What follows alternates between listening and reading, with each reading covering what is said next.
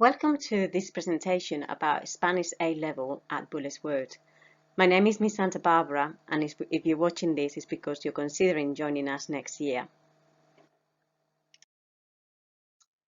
So why do Spanish A-level? It might be that you know how many people in the whole world speak Spanish nowadays.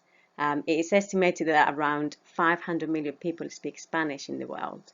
It is the most natively spoken language after Mandarin Chinese, and it is the second language in international communication. A-level languages, in this case Spanish, combines very well with other subjects at university courses. They can lead to a wide variety of jobs in any kind of communication, academia, and business.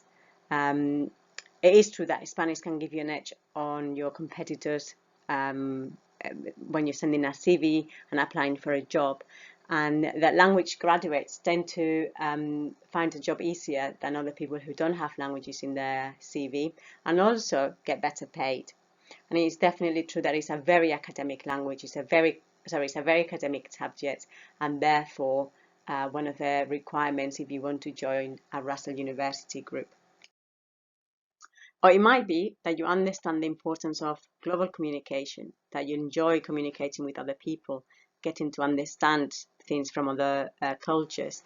It might be that you love finding out quirky things about places in Latin America or Spain, things that if you didn't speak the language, there's absolutely no way you'll find out. It always makes me smile when people say that there's no need to learn another language when everyone speaks English in the world. Well, they definitely haven't been to Soria, where I'm from in Spain, and they definitely haven't been to many places in Latin America, all those beautiful towns and villages that otherwise you won't be able to explore. So these are the topics that we cover in year 12. There are two main themes in year 12. Theme 1 is the evolution of Spanish society, where you will look and study and research things about the changes in family structures in Spain, how families have changed in Spain, and how they're becoming more modern. We look into the world of work, the opportunities for young people in particular, the equality between men and women in Spain, and also the impact of tourism in Spain, how such a massive industry has had a very big impact in the economy, but also in local levels, and has not always been a positive one. The second theme that we study in year 12, if you decide to join us, is the political and artistic culture in Spanish-speaking countries. So it's not just about Spain here. We do a lot of research and we learn a lot about music and media, festival, fiestas, and different and peculiar traditions in Latin America as well. It's one of the most enjoyable topics for people because they get to find out things that otherwise you will never know about. In year 12 as well, you will be expected to read and analyze and understand and be able to write essays on a novel. The novel that we study is El Coronel, no tiene quien la escriba, written by Gabriel García Márquez. It's an absolute joy to read this book, and it's an absolute joy to share every year with the students my passion for this book. And I would really strongly advise you to read this book in English over the summer holidays if you decide to join us, as I hope. In year 13, the courses are the topics are completely different to the ones that we have done in year 12. Theme 3 is about immigration and multicultural society in Spain. So we look at the impact of immigration, at the challenges that all the immigration has set upon the society and the politics and the economy in Spain, and the reaction of the public, reaction of Spanish people towards the immigration.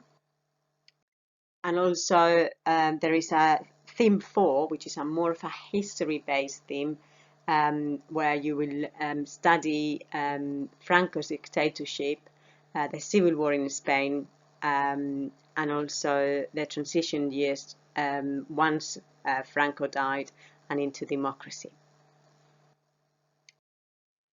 In year 13 as well, you will watch a film, you will analyze, study, and become an expert on the film Volver, directed by Pedro Almodóvar.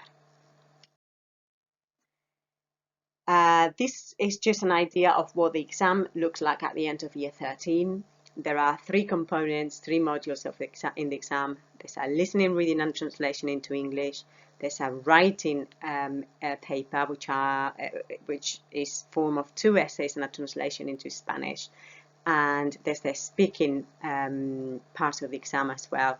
And on the speaking, the main part of the speaking exam is set upon the individual research projects, where essentially you will choose a topic of your own choice, of your own interest, hopefully something that you have enjoyed or you already know about and you find extremely interesting about Spain or Latin America. And you will research it and become a real expert on it, because you will be happy to discuss this topic with the examiner on the day of your speaking exam. So far, the students that we have had in recent years have chosen a wide range of topics, from immigration to the environment in Spain. They've looked into very specific, very famous artists like Gaudí. They've also talked about Latin American social issues. They've discussed and researched the main character of Narcos, the series based on the drug cartels that you can watch on Netflix, etc., etc. So you basically choose something that you're interested in and you become, as I said before, a real expert. And also at the end of the year, the plan is to go to Valencia and spend a week away in July in this beautiful, amazing city. It was the first time that we had organized to go this year with the current year 12s, and for obvious circumstances we haven't been able to do it, but we look forward to definitely taking you and your friends in year 12 in our group to Valencia. So I will advise you that to prepare for the course, look very carefully at the induction work set for the summer. It's on the website and you can look into that, and please complete and learn the vocabulary in particular. Try and keep up your Spanish during the summer holidays. Learn your GCSE speaking questions really well. That will make you feel a lot more confident when it comes to speaking in the sessions and in the lessons. And then use Spanish websites, okay, to practice your grammar. Watch films in Spanish, watch series in Netflix in Spanish. There's loads of them at the moment. And then if you can as well, please read the news in Spanish or try and keep up with the news in Spanish. If you've got any questions or any doubts about the course, about any of the things that I have explained to you in this PowerPoint presentation, just drop me an email. My email is just below, my email address is just below, and I'll be very happy to answer any questions. But I'll be even happier to see you joining us in September. Nos vemos en septiembre. Have a great summer.